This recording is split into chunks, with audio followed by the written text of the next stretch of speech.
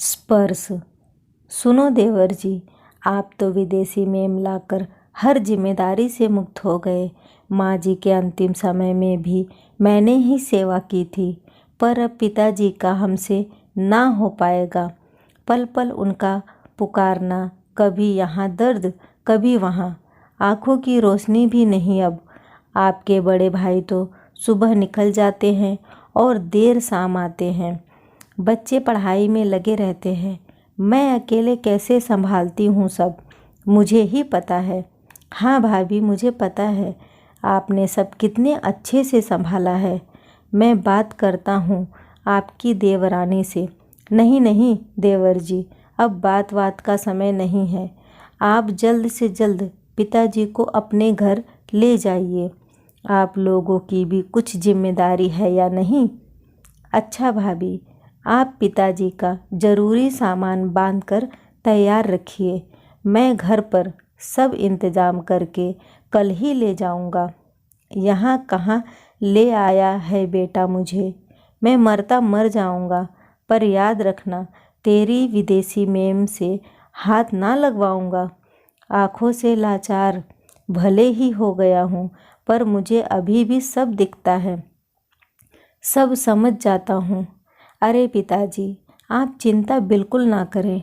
आपकी देखभाल के लिए मैंने जो महिला रखी है वह बोल नहीं सकती है, पर हर काम में दक्ष है। बहुत अच्छे अस्पताल में नौकरी करती थी, परंतु कुछ घरेलू परेशानियों के कारण उन्होंने अपने परिवार को छोड़ दिया है और उनकी आवाज़ भी चली गई है। अब ऐसे ही सेवा करके अपना जीवन यापन कर रही है। आपकी छोटी बहू कुछ दिनों के लिए ऑफिस के काम से दूसरे शहर गई है। उसके वापस आने तक तो आपके आँखों का इलाज भी हो जाएगा, और अगर आप वापस बड़े भाई भाभी के पास जाना चाहोगे तो वह भी हो जाएगा। तो ठीक है, कब है मेरा ऑपरेशन? पिताजी, कल ही डॉक्टर से बात करके आपको बताता हूँ। ठीक है बेटा।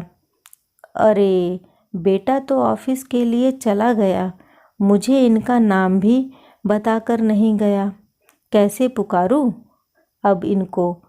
बेटी, तुरंत ही एक हाथ से उसने उनके चरण स्पर्श किए। खुश रहो खुश रहो। बेटा ऑफिस जाने से पहले तुम्हारा नाम बताना तो भूल ही गया, और तुम बोल ना पाओगी।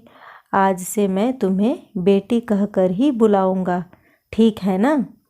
महिला ने पिताजी के दोनों हाथ अपने सिर पर रखकर सहमति दी। अब तो बेटी पिताजी का गजब ही रिश्ता बन गया था।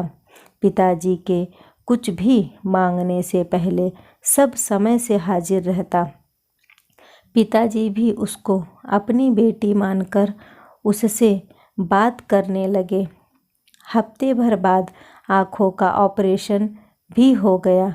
पिताजी पट्टी खोलने पर सबसे पहले अपनी बेटी को ही देखना चाहते थे।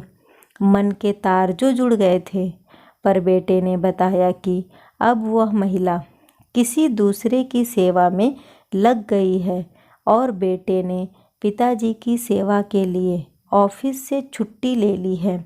अब वह उनकी देखभाल करेगा।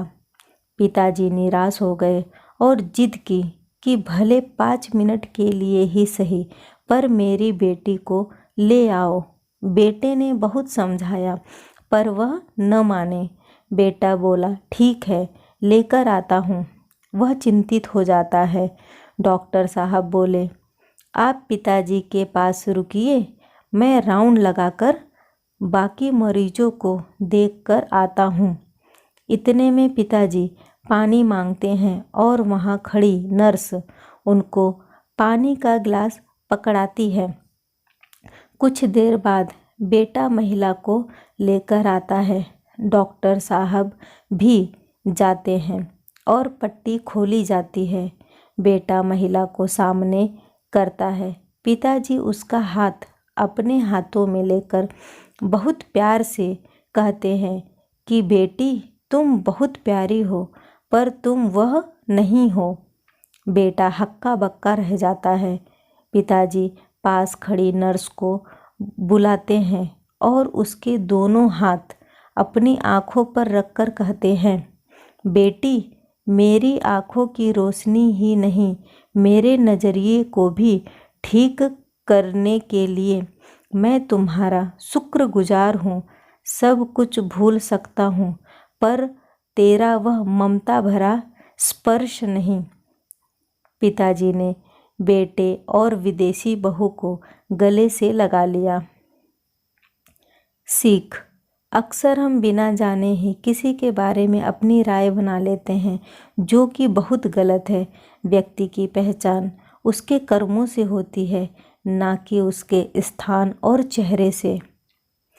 आपकी क्या राय है इस बारे में, मुझे कमेंट करके ज़रूर बताइएगा। वीडियो को शेयर और लाइक करना न भूलें। चैनल पे पहली बार आए हैं तो इसे सब्सक्राइब ज़रूर करें। वीडियो देखने के लिए आपका बहुत बहुत धन्यवाद।